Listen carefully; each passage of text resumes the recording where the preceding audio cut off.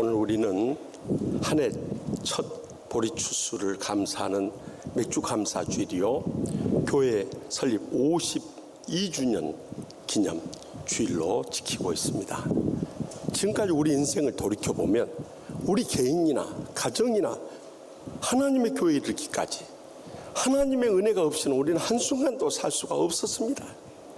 그래서 모든 것이 하나님의 은혜임을 감사하며 찬양하며 영광 돌리지 않을 수 없습니다.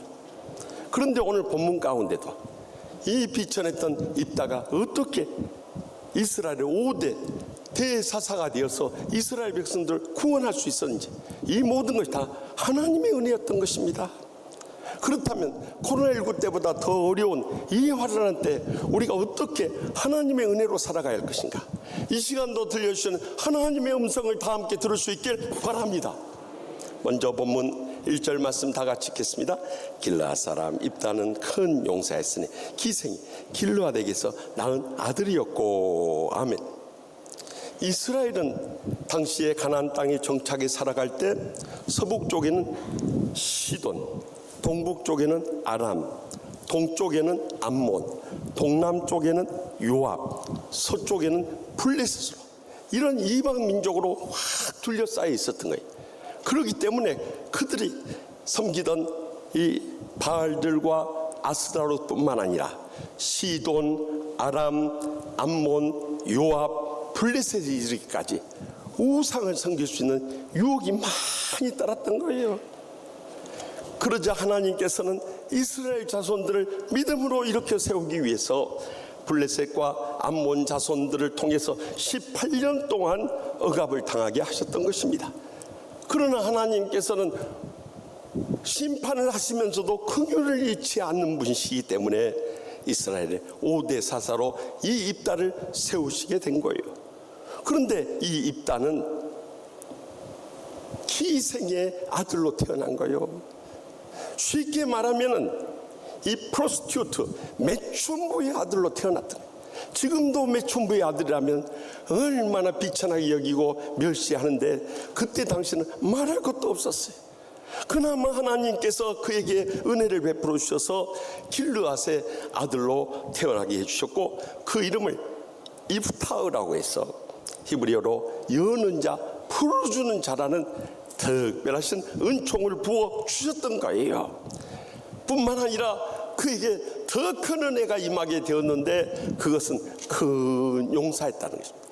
히브리 원어의 성경에 보면 기포르 하일이라고 했는데, 그가 브루즌 워리어라고 해서 입증된 전사라고 할 정도로 아주 뛰어난 사람이었어요.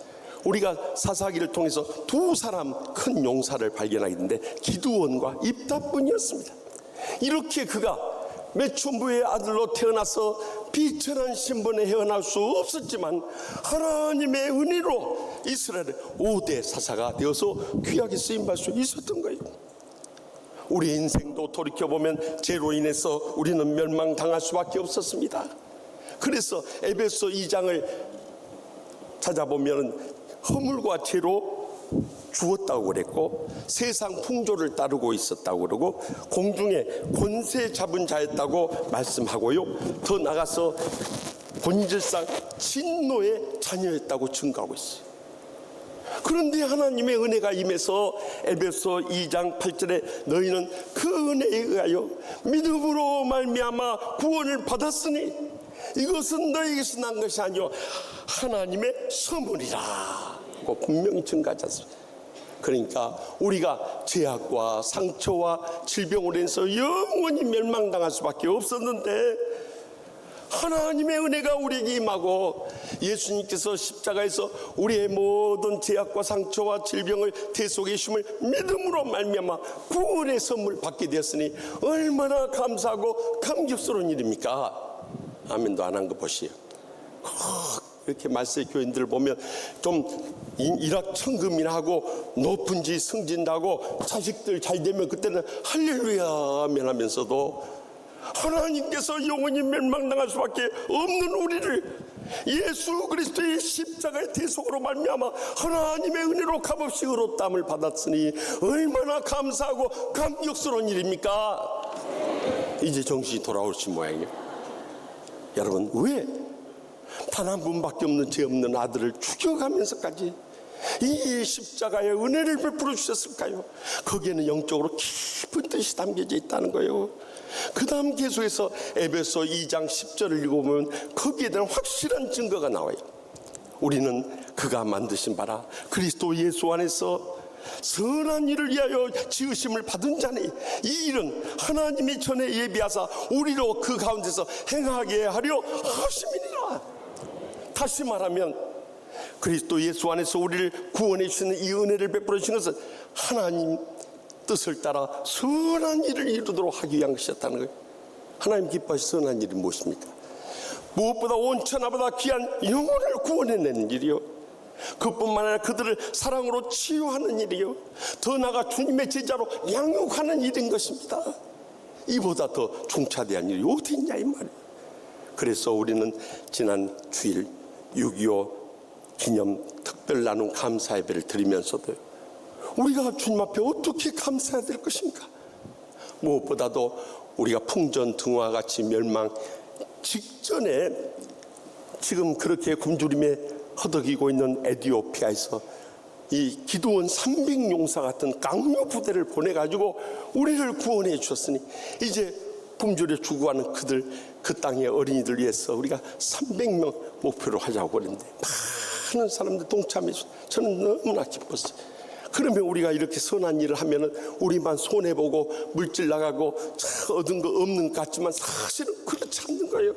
우리의 선한 일을 통해서 하나님의 기적적인 열매들이 맺혀가고 있다는 것을 잊지 마시기 바랍니다. 하나님이 주신 축복 어디다 쓰다가 떠날 것입니까? 물질로 못하면 우리의 몸과 마음으로 얼마든지 선한 일을 이룰 수 있습니다.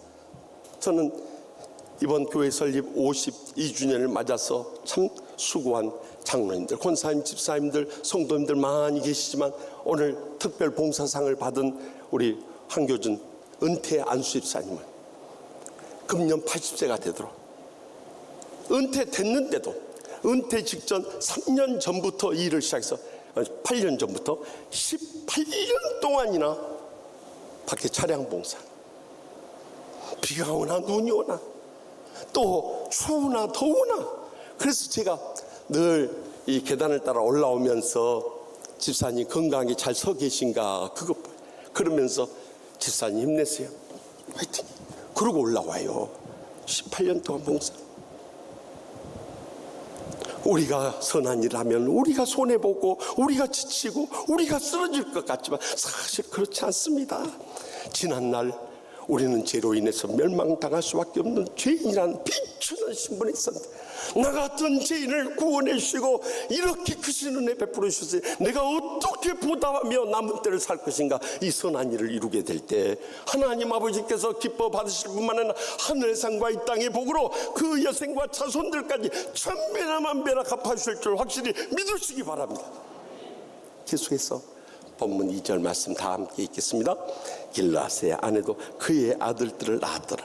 그 아내의 아들들이 자라매 입다를 쫓아내며 그에게 이르되 너는 다른 여인의 자식이니 우리 아버지의 집에서 기업을 잃지 못하리라 한지라. 아멘. 입다의 아버지인 길르앗에게는 본부인이 있었어요. 그를 통해서 난 아들들이 있었단 말이에요. 그러자 이 아들들이 입다를 얼마나 참 무시하고 상처를 주는지 모릅니다. 결국에는 그를 쫓아내기 위해서 너는 다른 여인에게서, 다시 말하면 매춘부의 자식이기 때문에 우리 아버지 집에서는 기업을 잊지 못하리라 하고 상처 줘서 쫓아버린 거예요.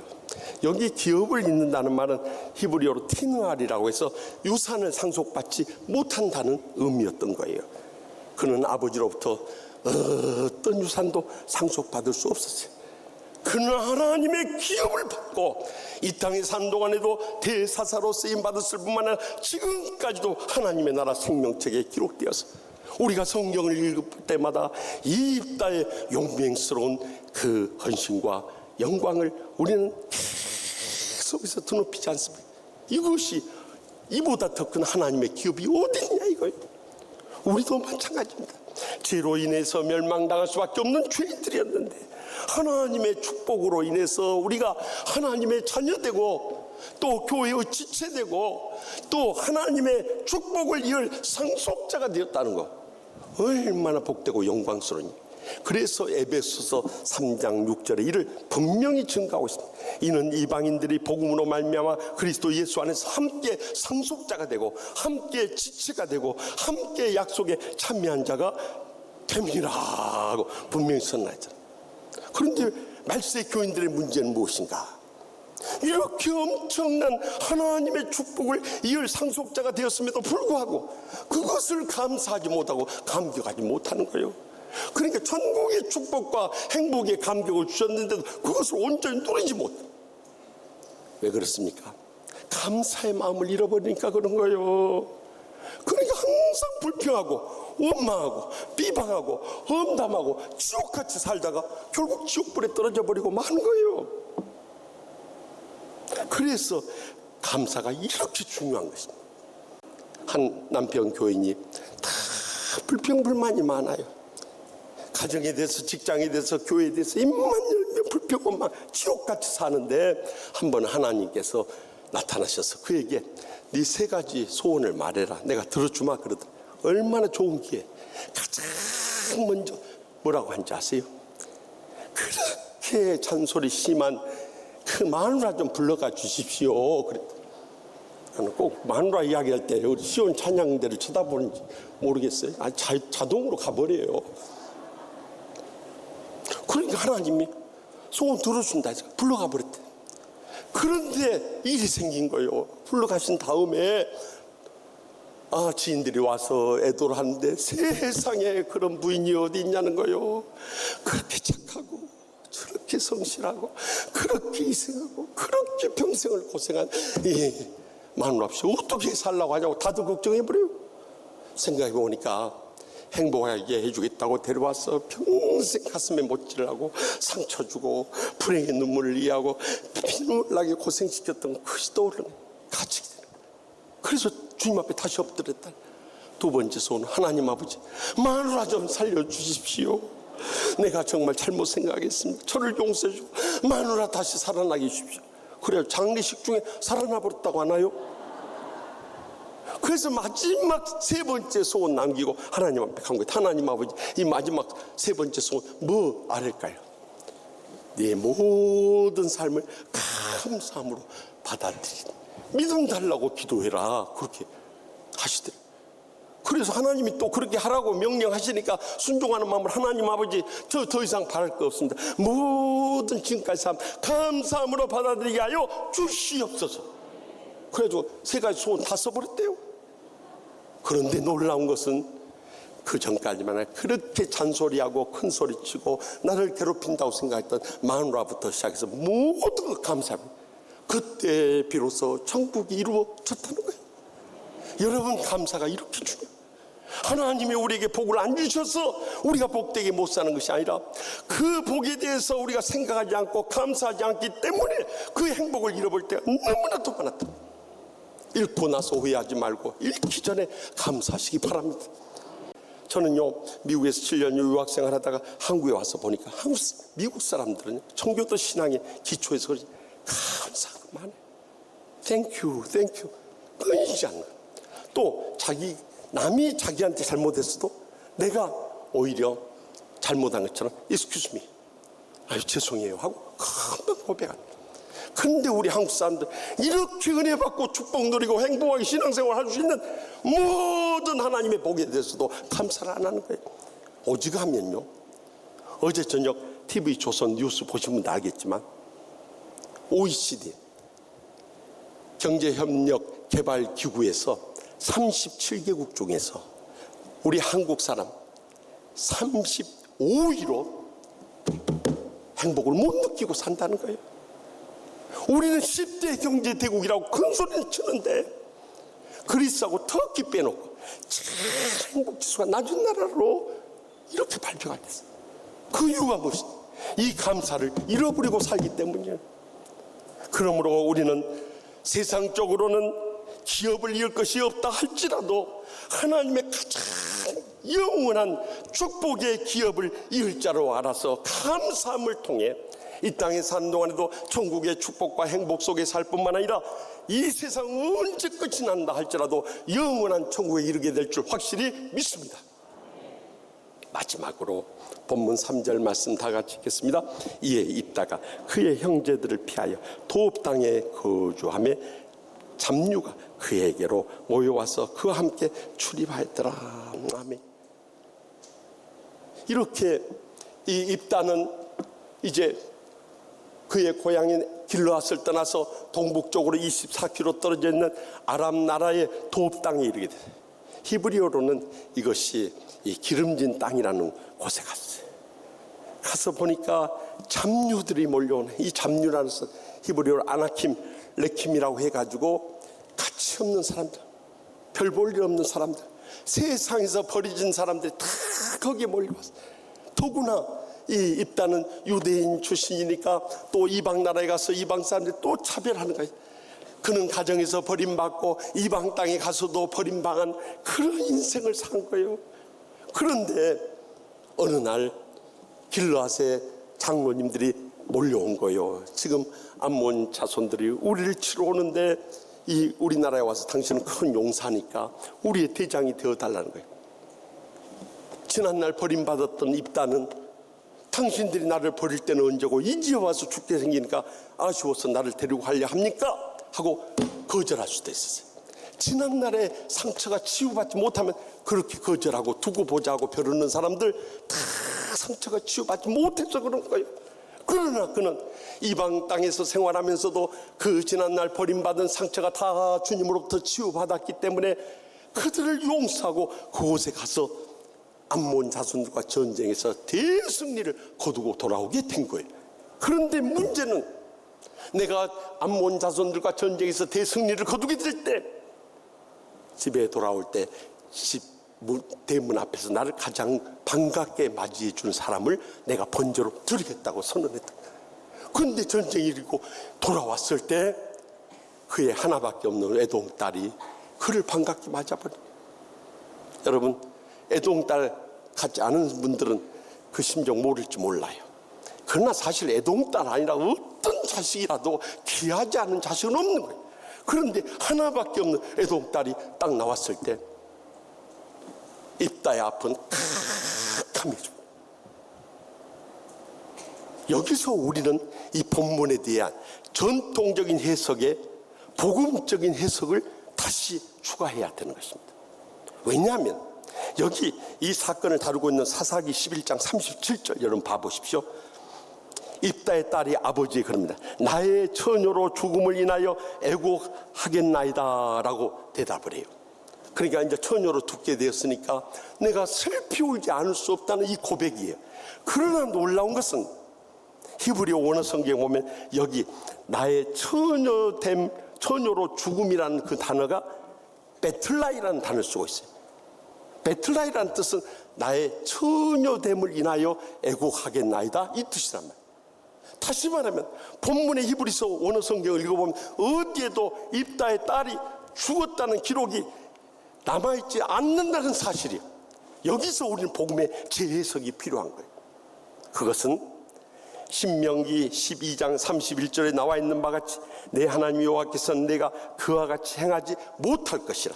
그들은 여호와께서 꺼리시며 가증히 여기시는 일들을 그들의 신들에게 행하여 심지어 자기들의 자녀를 불살라 그들의 신들에게 드렸느니라 하고 주님께서 율법서에서 말씀한 것과 같이 그때 당시에 근동의 이 다른 이방 민족들은 우상을 숭배하면서 그의 자식까지 죽여 바치면서 제사를 드렸던 거예요. 하나님은 이렇게 꺼리고 가증되는 일을 원치 않는다고 분명히 말씀하셨어요. 그러면 입다가 그의 딸을 번제로 드린다는 것은 어떻게 실현됐을까요? 레위기 27장 2절에 그 실현의 방법의 길을 가르쳐주고 있어요. 이스라엘 자손에게 말하여 이르라 만일 어떤 사람이 사람의 값을 여호와께 드리기로 분명히 소원하였으면 너는 그 값을 정하지라. 다시 말하면 속죄 제물을 통해서 번제 드릴 수 있는 길을 열어 놓으셨다는. 그래서 믿음의 조상 아브라함이가 아들을 바치라고 했을 때 그를 시험한 것이었지 아들을 실제로 죽게 하고자 원하시는 것은 하나님의 뜻이 아니었던 거예요. 그래서 순양을 예비해서 대신 바치겠다. 우리가 자식들을 바칠 때도 하나님의 종으로 바쳤다고 해서 그것을 잡아 죽이지는 않아요. 일생도록 헌신하며 주의 일에 힘쓰도록 드려졌다는 거예요. 그래서 오늘날 복음적인 해석은 입다를 죽인 것이 아니라, 입다가 그의 딸을 죽인 것이 아니라 그의 딸을 평생을 처녀로 성막에서 헌신하고 순종하며 드려진 그런 영적인 깊은 뜻이 있는 것을 깨달을 수 있길 바랍니다. 중요한 것은 입다는 지난날 버림받은 상처가 많은 사람들이었지만 오히려 하나님의 사랑에 감격하면서 하나님의 은혜로 그의 딸과 더불어서 온전히 드려진 일생을 살았다는 감동을 우리에게 남겨줬기 때문에 지금까지 5번째 대사사로 기억될 수 있었던 거예요. 여러분, 우리가 일생 살아가면서 얼마나 버림받는 상처들을 많이 받습니다. 그것은 겪어보지 않은 사람은 그 서름을 몰라요. 저는 5남매 중에서 셋째로 태어나서 잘 말썽도 피우고 부모님 말씀도 안 듣고 그래서 정말 버려진 자 같은 인생을 살았기 때문에 그 아픔이 저를 30년을 괴롭혔어.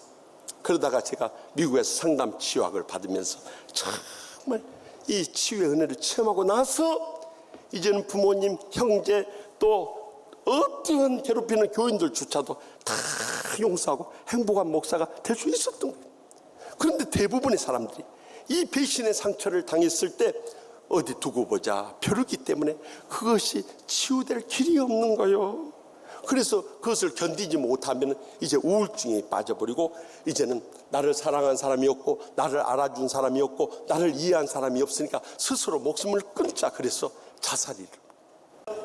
세상 사람은 다 나를 버린다 할지라도 그 아들을 죽여가면서까지 사랑해주신 하나님의 사랑을 체험하면요, 우린 다 치유받을 수 있어요. 그래서 시편 27편 10절에 내 부모는 나를 버렸으나 여호와는 나를 영접하시리다 분명히 증가하지 않습니까? 그 하나님 아버지의 십자가의 사랑을 체험하게 될 때 눈물이 앞을 가리고 내 지난날의 상처도 다 용서하고 치유받을 뿐만 아니라 내 남은 여생에 어떻게 의미있고 보람되게 살 수 있을 것인가, 내 자신이 온전히 들여지게 되는 거예요. 그러므로 우리가 세상 사람들로 다 버림받았을지라도 이제는 하나님의 은혜에 의해서 십자가의 사랑으로 말미암아 다 치유받고 위로받고 세임 얻어서 환난 많은 세상 끝까지 승리하게 될 줄 확실히 믿으시기 바랍니다.